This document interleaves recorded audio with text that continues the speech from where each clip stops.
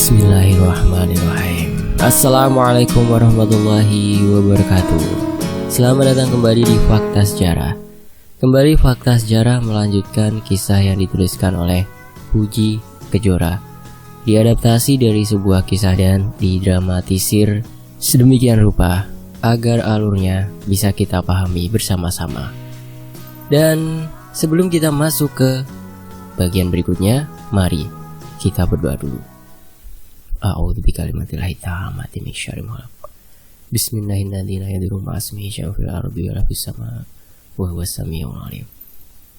Allahumma shalli ala sayyidina Muhammad sallallahu alaihi wasallam. Ini dia bagian berikutnya.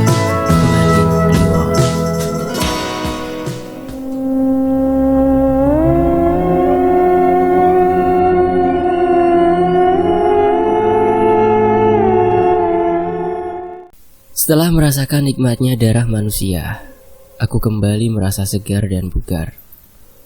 Bau busuk khas mayat yang kemarin menguar, kini menghilang. Bagaimana? Tanya Raka yang tiba-tiba saja sudah ada di belakangku. Apanya? Sensasinya. Nikmat kan mencabut nyawa seseorang? Aku mengangguk sambil tersenyum. Kini Raka melingkarkan tangannya ke pinggangku. Nikmat kan saat mereka memohon ampun dan meminta belas kasihan? Aku mengangguk lagi. Kini ia memutar kursi sehingga wajahku dan wajahnya saling beradu. Lalu kapan kau akan memberi aku makan makanan spesial itu? Aku lupa sudah menjanjikan makanan spesial untuknya. Aku bangkit dan berjalan menuju dinding kaca di sebelah kananku. Dinding pembatas ruanganku dan ruangan tim Rizka. Fani dan Rizka entah tengah sibuk apa. Mereka nampak fokus dengan berkas yang mereka bawa. Sedangkan Bima entah di mana pria sialan itu. Kau lihat itu? Tunjukku pada Fani. Raka mengangguk dan tersenyum. Ia mengangkat tangannya dan meletakkan jempolnya di bibir.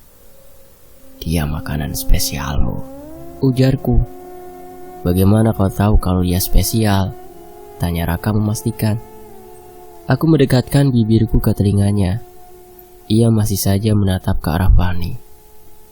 Perawan dan juga legi. Kau suka legi kan? Bisikku. Kapan kau akan berikan itu?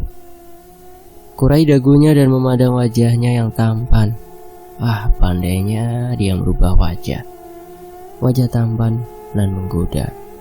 Namun sayang karena ternyata ia hanyalah makhluk rendah yang diusir Tuhan dari surga. Terkadang aku lupa kalau ia tak lebih dari makhluk terkutuk.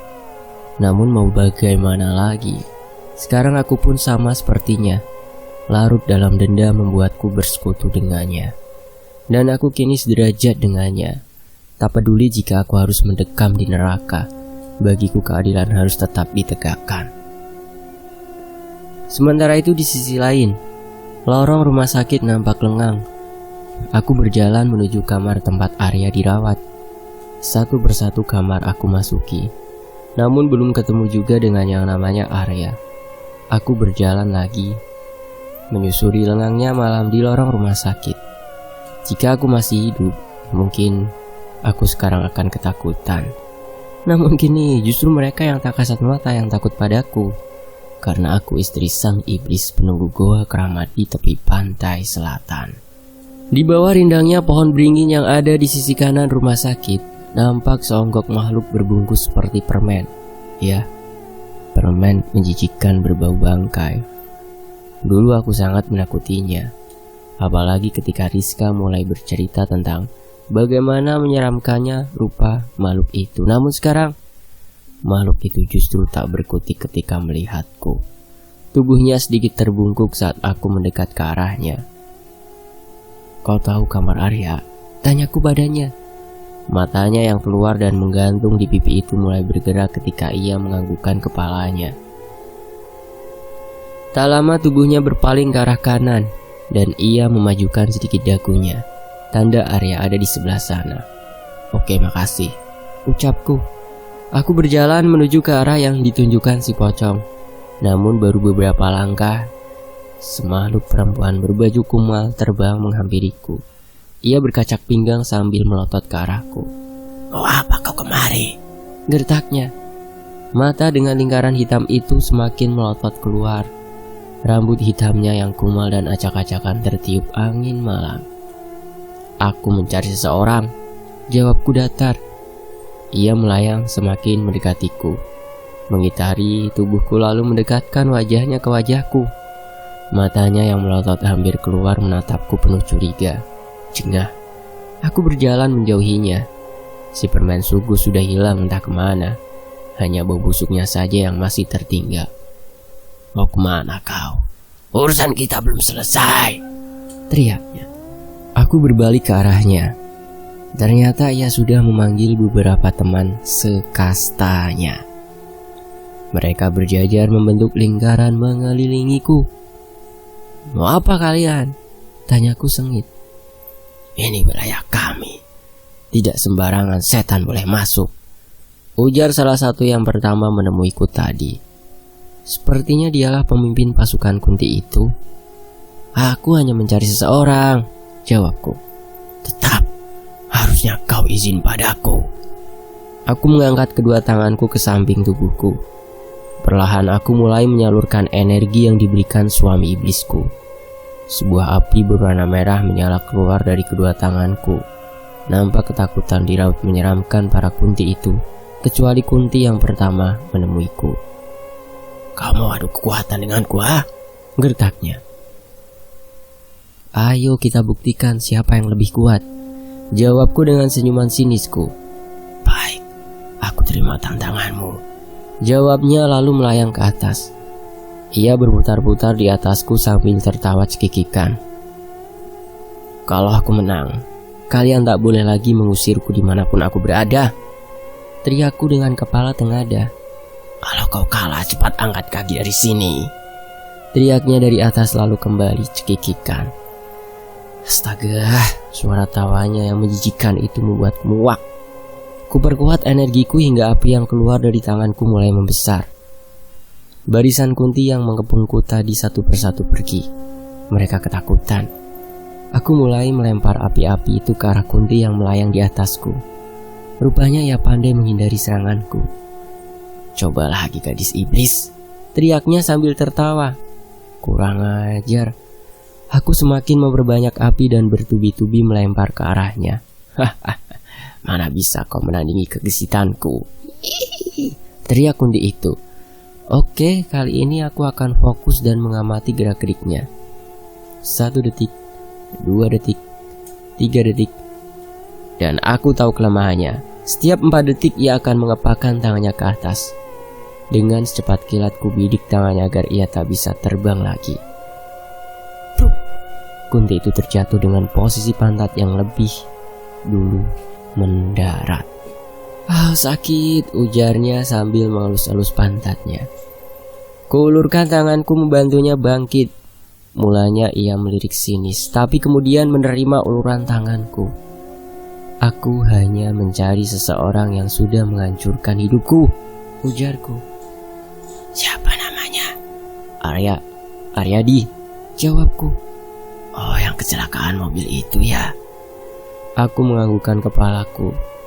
Kunti itu menunjukkan arah yang sama dengan si pocong tadi. "Di sana tempatnya," tunjuknya. "Memang dia punya salah apa?" "Dia?"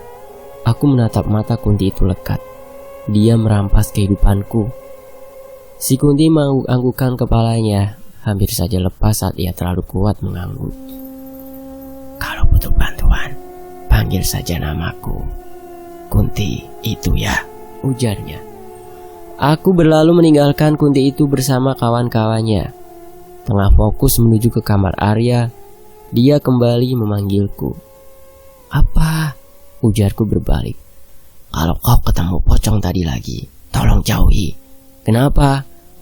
"Dia gebetan aku," jawabnya manja. Sialan, aku memutar bola mataku ke atas. Aku berlalu meninggalkan Kunti sanglek itu. Berarti tadi dia begitu karena cemburu.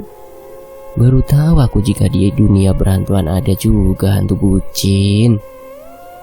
Di sisi lain, Arya terbaring di ranjangnya. Tak ada luka serius, hanya lengan yang lecet dan kaki yang patah. Tak terlalu parah dibanding lukaku. Aku mendekat ke arahnya. Ia seketika membuka mata dan terbelalak melihatku. "Halo Arya," sapaku dengan lembut. Tapi dia semakin ketakutan. Apalagi ketika aku semakin mendekatinya. Jangan dekati aku, jangan," teriaknya sambil memundurkan tubuhnya. "Kenapa Arya? Aku cuma mau nengokin kamu," ujarku tersenyum. Ia menggeleng-gelengkan kepalanya. Oh iya, aku lupa jika dia bisa melihat wujud asliku yang berupa mayat hidup. Pergi kamu!" teriaknya. "Kok gitu sih Ar? Padahal dulu aku berlari-lari demi mencari suaramu dan yang lainnya meminta tolong," ujarku. Arya semakin ketakutan. Matanya melotot dengan bulir keringat yang menetes dari dahinya. "Sekarang aku kau usir?" Aku bangkit dan memperlihatkan mataku yang merah menyala. Merah bukan karena darah, tapi karena amarah dan dendam yang terlanjur mengendap dalam jiwaku. Arya turun dari ranjangnya. Ia terjatuh dan terseok-seok menghindariku. Ia keluar dari kamar dan merangkak di lantai lorong rumah sakit. Jangan bunuh aku," pintanya. "Aku gak akan bunuh kamu Arya," jawabku tersenyum dan terus mendekatinya. Tiba-tiba Fanny datang dari ujung lorong lainnya. "Arya, kamu kenapa?" ujar Fanny membantu Arya bangkit. Fanny tak melihatku. Ia hanya melihat Arya. Dia di sini," ujar Arya. "Siapa?" "Evi, dia setan. Dia bukan manusia." "Jangan ngaco, Evi ada di rumahnya, aku barusan mengantarnya pulang." Arya menatap Fanny tak percaya. Jika Evi di sini, lalu siapa yang diantarkan pulang Fanny? Bahagianya melihat mereka dalam kebingungan. "Terima kasih Raka. Ilmu malih rupa benar-benar hebat." Fanny sampai tak bisa membedakan aku yang asli dan yang palsu. "Ayo Fanny, kita pergi, bawa aku pulang," pinta Arya. "Tapi kamu belum sembuh," tolak Fanny. "Aku gak mau di sini, aku gak mau mati," teriak Arya panik. "Sudah kubilang kan, aku gak akan membunuhmu Arya," bisikku di telinganya. "Aku hanya akan membuatmu merasakan apa yang aku rasakan." Arya melotot. Ia melihat Fanny yang menjauh untuk mengambil kursi roda di ujung lorong. Kucentikan jariku. Seketika tiang listrik yang ada di sekitar rumah sakit roboh. Kabel-kabel terputus hingga menyebabkan percikan listrik di mana-mana. Fanny histeris berteriak. Apalagi ketika kabel itu sengaja kudekatkan ke arahnya. Bukan aku, tapi pasukan itu yang melakukannya. Aku hanya memberikan perintah. "Fanny, awas!" Arya terseok-seok mendekati Fanny yang diambang bahaya. Sebuah tiang listrik kembali jatuh, membuat kabel yang melintang di dekat lorong terputus. Fanny berusaha lari, namun kabel terputus itu justru melilit tubuhnya. Seketika tubuh Fanny bergetar hebat. Bagaimana tidak? Kabel dengan aliran listrik ribuan volt itu melilitnya. Perlahan tubuh Fanny hangus terbakar. "Fanny!" teriak Arya. Ia menangis melihat kekasihnya mati. Raka datang dari kejauhan, tentu dengan sosok aslinya sebagai iblis penunggu goa keramat. Dengan badan besar dan berbulu lebat, taring di ujung bibirnya menyembul keluar, sama seperti 2 tanduk di kepalanya. "Makanlah sayang, itu makananmu," tunjukku pada jasad Fanny. Jiwa Fanny yang mati keluar dari raganya. Ia terkejut melihatku menunjuknya. Raka tersenyum puas dan menyengkeram jiwa Fanny. Lepaskan aku!" teriaknya. Tak banyak bicara, Raka melempar jiwa Fanny ke mulutnya, lalu melahapnya. "Dasar wanita iblis," secar Arya. Aku mendekat ke arahnya dengan sedikit membungkuk. Aku menatap lekat matanya. "Kau dan teman-temanmu yang membuatku jadi iblis." Aku kembali berdiri. "Sekarang rasakan kemarahan iblis ini Arya." Kupukul tengkuknya dengan keras. Dia pun pingsan. Raka tengah asik menikmati kudapannya.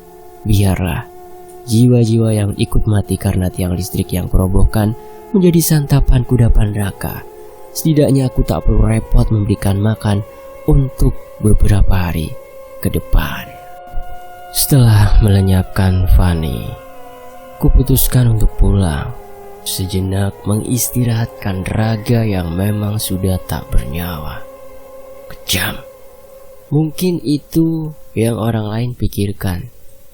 Tapi bukankah itu setimpal dengan perbuatan mereka? Sedangkan Arya, biarkan saja dia menderita.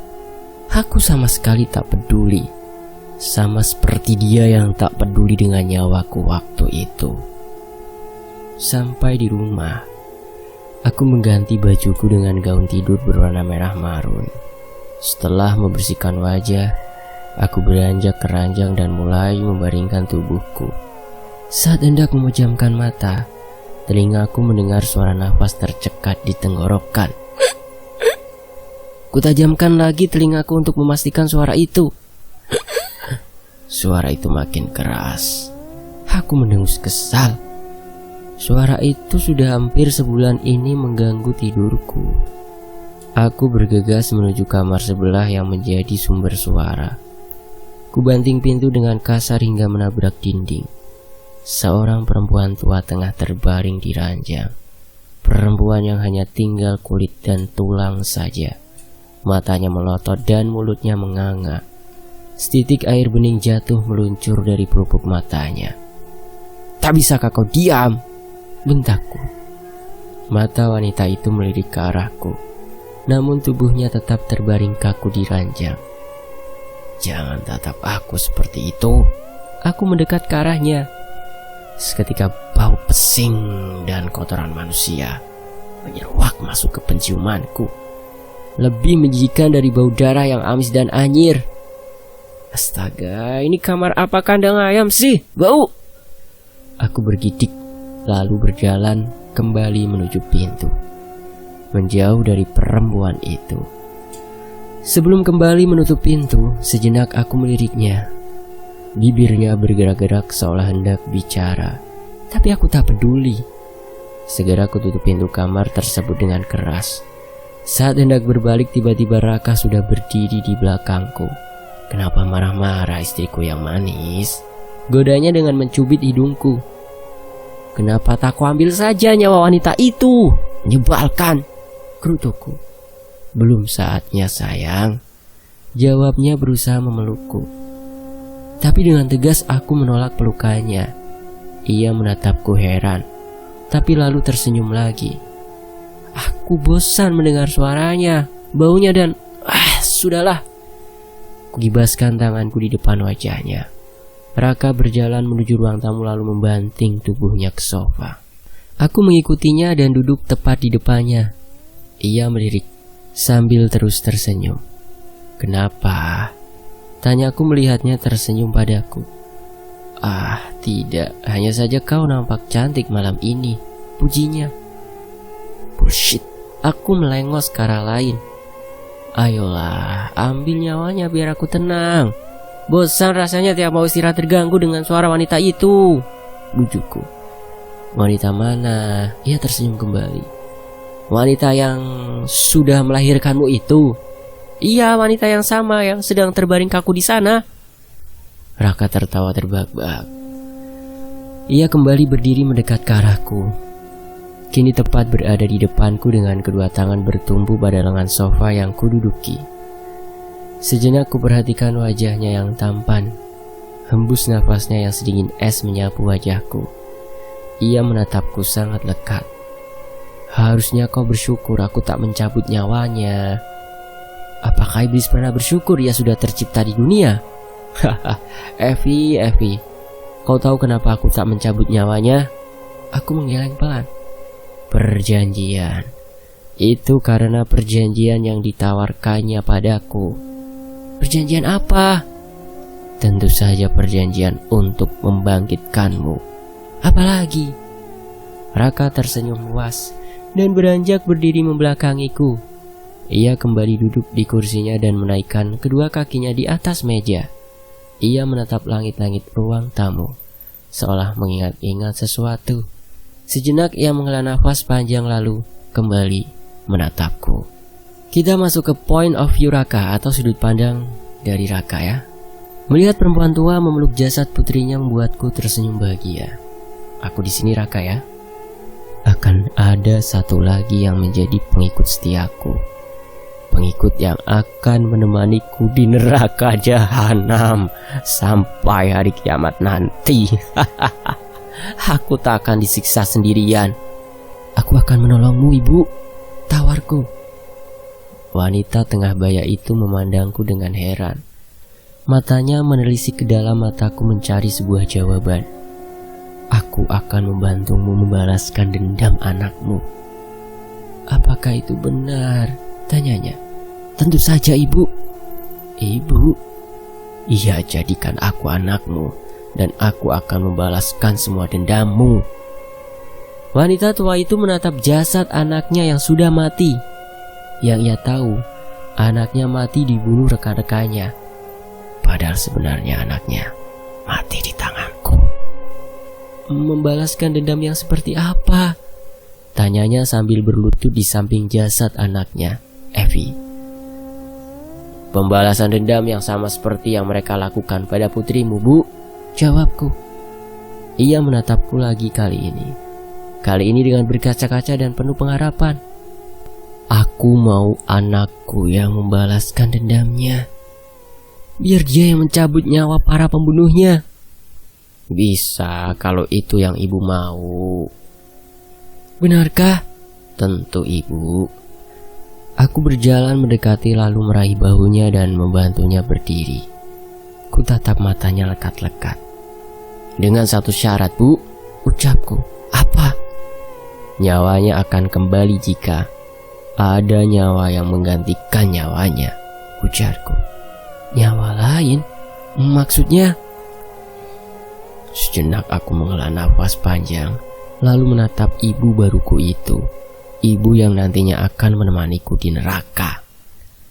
Anakmu adalah tumbal yang diserahkan pada makhluk penghuni goa ini. Nyawanya tertahan di goa ini sebagai jaminan agar yang menumbalkannya meraih kesuksesan. Wanita itu menutup mulutnya tak percaya. Air matanya mengalir dari pelupuk mata membasahi pipinya. Siapa yang tega melakukan itu pada anakku? Siapa? Calon suaminya sendiri, jawabku. Wanita itu semakin terseduh. Ia menangis meratapi nasib anaknya yang malang. Kasihan. Tapi itulah celah yang dapat kumanfaatkan.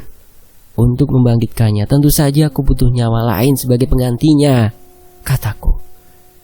Entah sudah berapa kali wanita itu memeluk jasad anaknya. Ia menangis dan terus menangis.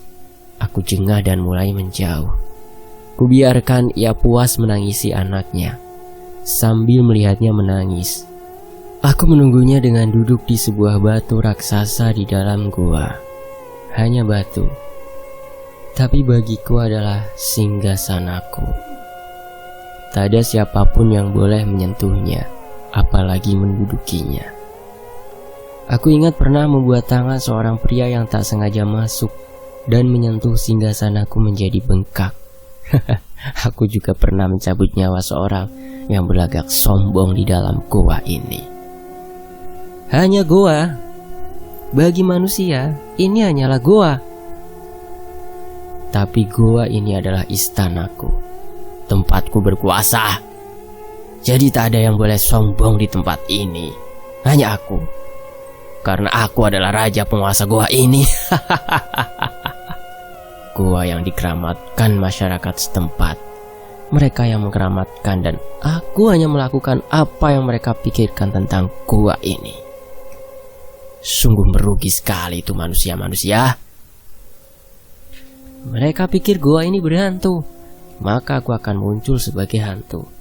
Mereka pikir goa ini bisa memberi kekayaan, maka aku akan muncul memberi mereka kekayaan. Hasilnya, aku mendapatkan banyak pengikut yang akan menemaniku di neraka. Kulihat ibu sudah berhenti menangis dan mendekatiku. Aku akan sediakan nyawa pengganti untuk Evi anakku, ujarnya tegas. Baik, prosesi membangkitkan putrimu akan sedikit rumit. Aku berdiri dan menuju jasad Evi, wanita yang cantik. Baunya juga harum, apalagi tubuhnya yang nampak menggoda bagiku. Segera aku gendong jasad mati itu menuju batu besar yang tadi aku duduki. Kubaringkan tubuhnya di atas sana. Ibu menatapku penuh keheranan. Namun, ia melihat saja apa yang sedang aku lakukan, melucuti semua yang menempel pada tubuh Evi. Tugas ibu sekarang, cari wanita berhari kelahiran yang sama dengan Evi. Satu untuk membangkitkan Evi dan satu lagi untuk penghuni gua. Perintahku. Tapi bagaimana aku tahu dari kelahiran wanita-wanita di luar sana? Mereka akan menunduk atau ketakutan jika melihatmu. Jawabku. Tapi bagaimana itu bisa terjadi? Turuti saja atau Evi tak akan hidup lagi. Wanita itu bergegas pergi dari goa. Sedangkan aku tentu saja menikmati tubuh Evi. Sebagai makhluk bertubuh besar dan berbulu lebat, aku memiliki itu yang tentu di atas rata-rata manusia. Aku selalu tertarik dengan wanita-wanita dari kalangan manusia. Hei wanita, hati-hati kalian. Terutama mereka yang sering menyendiri, melamun, dan tentu yang jauh dari Tuhan. Dengan mudah aku akan mengganggunya. Tak ada gadis, janda, dan istri kesepian pun aku akan sikat. Cukup dengan menyamar menjadi suami atau lelaki idaman mereka, maka mereka akan jatuh ke pelukanku. Hampir 2 jam ibu belum juga kembali. Padahal aku sudah berkali-kali menikmati tubuh Evi. Namun beda rasanya menikmati tubuh wanita hidup dengan tubuh wanita yang sudah mati. Tentu saja lebih nikmat menikmati tubuh wanita yang masih hidup. Suara tubuh diseret membuyarkan lamunanku. Ibu datang membuat 2 wanita yang tengah pingsan. Habisi mereka, perintahku. Seperti kerbau yang dicocok hidungnya, ibu menurut. Ia membunuh kedua wanita itu dengan cara menyayat leher mereka. Darah mereka aku tampung di sebuah wadah untuk dibalurkan ke seluruh tubuh Evi. Setelah semua prosesi pembangkitan, Evi sadar. Ia berteriak ketika tubuhnya penuh dengan darah. Namun akhirnya ia sadar siapa dirinya kini. Ia tak lebih dari seorang iblis, sama sepertiku. Melihatnya hidup, sepertinya sayang kalau aku lepaskan. Setidaknya ia harus jadi budak pemuas nafsuku. Kutawarkan perjanjian kedua. Akan kuberi ia kekuatan dengan syarat ia harus mau menikah denganku. Evi setuju. Begitu juga ibunya yang otomatis menjadi ibuku. Waktunya menagih janji ibunya padaku. Saatnya aku menagih janjimu, ibu, ujarku. Janji apa? Janji nyawa ditukar dengan nyawa. Bukankah aku sudah memberimu 2 nyawa?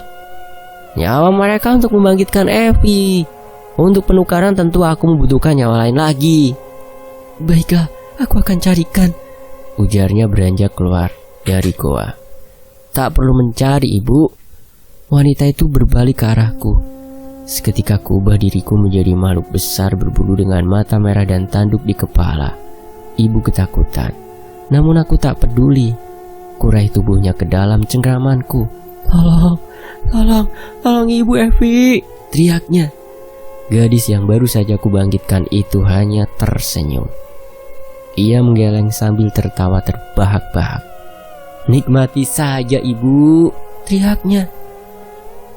Gadis lugu itu sudah menjelma menjadi iblis. Jadi mana mungkin ia memiliki belas kasih, bahkan pada ibunya sendiri. Setelah jiwanya mati, tak ada lagi cinta, kasih sayang dalam hatinya. Karena hatinya sudah penuh dendam yang tentu sudah kupupuk sejak ia sadar tadi.